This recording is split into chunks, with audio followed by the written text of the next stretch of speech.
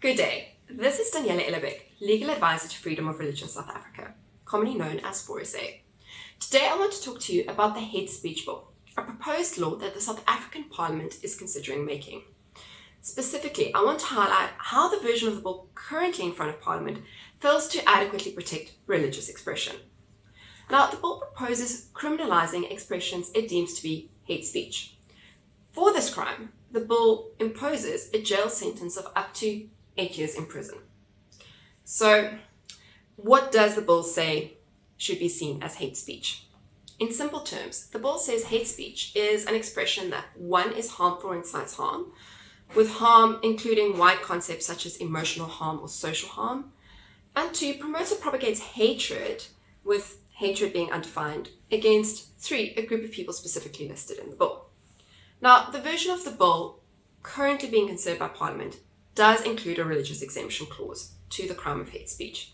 And it should be noted that this clause was only included as a result of lobbying by the religious community, because it was not present in the first version of the bill back in 2015 and was only inserted after a significant level of protest by South Africa's religious community. However, although numerous public comments were made during Parliament's last public participation process, which called for the strengthening of specifically the religious exemption clause so that it expressly protects everyone's constitutional right to religious expression, whether from the pulpit or otherwise, this clause has not been strengthened in the current version of the bill. This is very problematic. Part of the reason is that it needs to be strengthened is to clarify it. Presently, it essentially reads as follows. If a religious person does anything that would normally fall within the bill's criminalisation of hate speech, so if a religious person says anything that the bill would normally see as hate speech, they are not guilty of the crime of hate speech as long as it was done in good faith. This is, of course, unless what they say advocates hatred, with hatred being undefined, that constitutes incitement to cause harm, with harm including emotional harm or social harm, against a group of people specifically listed in the bill. Sound familiar?